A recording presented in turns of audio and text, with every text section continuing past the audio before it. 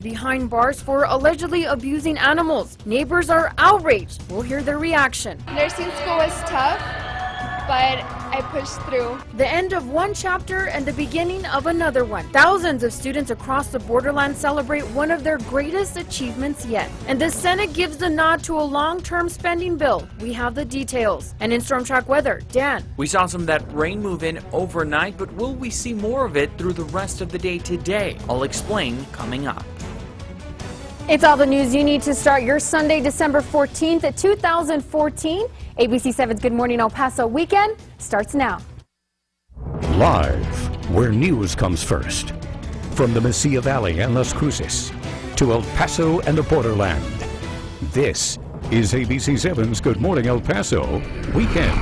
Good morning and thanks for joining us on this Sunday morning. I'm Josie Ortegon. New this morning, an El Paso man is making headlines. Arturo Pierre Martinez condemns U.S. policy in North Korea. He says he entered North Korea illegally. He held an unusual press conference in Pyongyang today, and in it, Martinez denounced the American political and economic system. He also spoke about American wealth, CIA corruption, and unidentified flying objects. Martinez also says he hasn't been put into custody and is seeking asylum in Venezuela. Martinez's mother says her son is quite intelligent but suffers from bipolar disorder. And switching gears to Storm Track weather now, let's get a look at your first forecast with Storm Tracker Dan Martinez. Dan, we saw rain overnight. Will we see rain today? You know what? Chances of rain have pretty much dissipated now. Things looking a lot better now for our Sunday, though we are going to be dealing with cooler temperatures and unfortunately those winds as well. Let's talk about it right now on Doppler radar, and you'll notice that we have those clear skies again, as I mentioned, but we are expecting, some cooler conditions, as I mentioned. 44 degrees what we have right now in El Paso. Calm winds right now in El Paso, and 36 degrees is the air temperature in Las Cruces. But look how it feels, 27 degrees, because that wind is up to 14 miles per hour officially right now.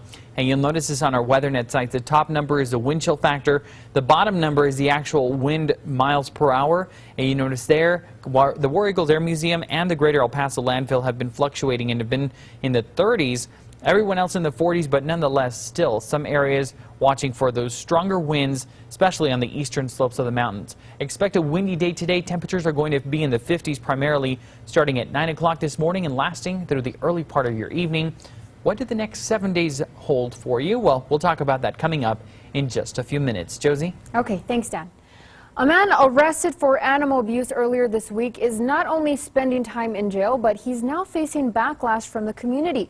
Police say the arrest came after an investigation that began in September when they found an injured pit bull puppy. 3 months later, they responded to another dog that was hurt. Their investigation revealed the injuries were consistent with animal cruelty. ABC 7's Jerry Nájera has more. Some residents are so appalled at the situation, they are making efforts to find more evidence to possibly bring additional charges to the man accused of abusing puppies. And I saw what he had done, and I honestly could not believe, that anyone could actually do these types of things. Residents and dog owners tell ABC 7 they're disheartened by the recent news of the alleged dog abuse by this man, 61-year-old Carlos Fernandez. Fernandez was arrested and charged with 2 counts of cruelty to a non-livestock animal. Neighbors secretly videotaped the man with one of the puppies. In one clip, you can see the man throw the dog in the air and let it fall. Fernandez is now seeing the backlash. His home has been vandalized. The name PETA, which stands for People for the Ethical Treatment of Animals, and the word killer is spray painted across the front of his house. The lawn is littered with eggshells from being thrown at the home. Neighbors also say Fernandez will get free dogs off of Craigslist, which also brings to light another question. Should dog owners trying to find a good home for pets just give them away to anyone? Unfortunately, if you need to give them out or give them away for free, make sure you do some sort of tiny investigation at least. Maybe go check out, that person's home, maybe see if everything is okay. Another organization is also making efforts to find more evidence of Fernandez's alleged animal abuse. ElPasoPets.org is posting flyers in the neighborhood asking if anyone has given Fernandez a dog. They say the tips could possibly lead to more charges for Fernandez. Residents say a little vigilance can make a difference for helpless pets. If you see something going on, then do become a part of the neighborhood and try to make it a better place by, doing the right thing. According to jail records, as of 4 o'clock Saturday, Fernandez is still in jail. His bond is set for $3,000.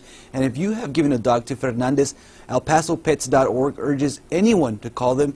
You can also remain anonymous. The number is 915-412-6642. Reporting for Good Morning El Paso Weekend, I'm Jerry Nájera. Thank you, Jerry. And today marks 2 years since the Sandy Hook Elementary School massacre. 20 children and 6 teachers were killed on December 14, 2012. The gunman, Adam Lanza, shot and killed himself. Connecticut governor has ordered flags to fly at half-staff to honor the victims. And here in El Paso, county commissioners met in special session yesterday to interview the next chief administrator for the county of El Paso. Judge Veronica Escobar tells us Commissioners Court was not ready to make a final decision. She says they'll take the rest of the weekend to continue researching the finalists. The decision is expected tomorrow. To get a leg up on the commissioner's decision, check out the candidates for yourself on KVIA.com. And in national news, yesterday, friends and family said goodbye to 19-year-old Jessica Chambers nearly a week after she was set on fire. Friends wrote messages on Chambers' casket and said they'll miss the teen's smile. Firefighters found Chambers near her car in a wooded area last Saturday. Her family said she had burns on more than 98% of her body. So far, police have very few clues in the case. And on a lighter note, about 2,300 UTEP students walked across the Don Haskins stage to pick up their diplomas. Commencement was also one of the final events of the University Centennial Celebration. And NMSU students and community college students also walked across the stage yesterday. We spoke to one UTEP student who says she was very excited.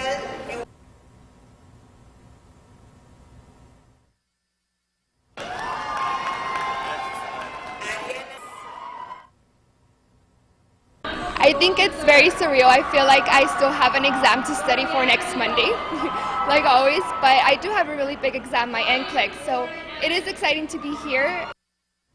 And congratulations to all graduates across the borderland. And after days of demonstrations in cities nationwide, protesters demanding an end to police brutality reiterated their message yesterday. Andy Rose has the details on the culmination of what many are calling a week of outrage. No justice! No peace! No justice! No peace! Thousands of protesters gathered in cities across the nation Saturday, participating in the Justice for All March. The demonstrations are a response to grand jury decisions not to indict white police officers in the deaths of 2 black men, Michael Brown in Ferguson, Missouri, and Eric Garner in New York City. The message to Congress is that they need to pay attention to policing. They need to take care of our country. If the police is supposed to protect us, then they need to make sure that they ensure that. Garner's mother agrees with the message.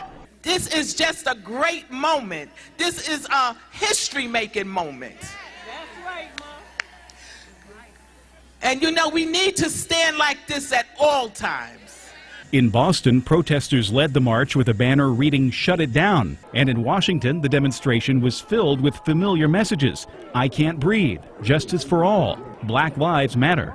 Former President Bill Clinton believes the country needs to reestablish the relationship between police and the communities they serve. The fundamental problem you have anywhere is when people think their lives and the lives of their children don't matter, that they're somehow disposable. If we want our freedom to be in deed as well as word in America, we have to make people feel that everybody matters again. I'm Andy Rose reporting. And here in the borderland, thousands of children are getting a jump start on the holidays, all thanks to Abundant Living Faith Center, which held its annual toy giveaway at the County Coliseum yesterday. Members of the church bought and donated thousands of toys and, as you can imagine, an equal number of smiles.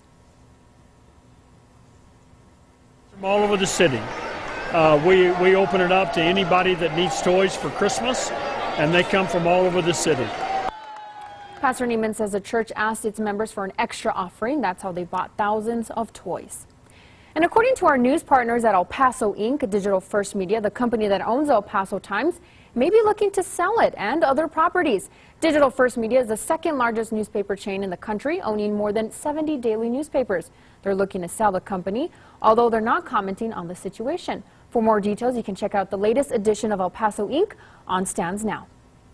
And although the Eagles lost Friday night, they certainly created memories that will last a lifetime. Congratulations to the Canutillo football team on a great season, and it was one that really brought the whole town together.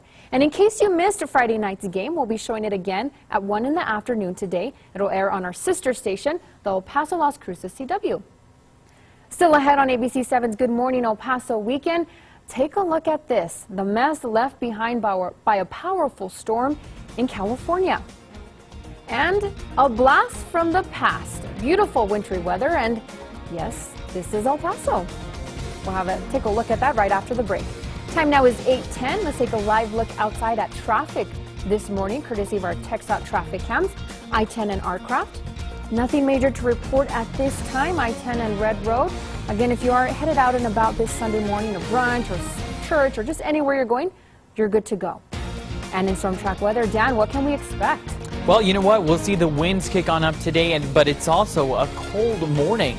We'll keep that in mind. We'll show you the current temperature across the region coming up. You're watching ABC7, where news comes first.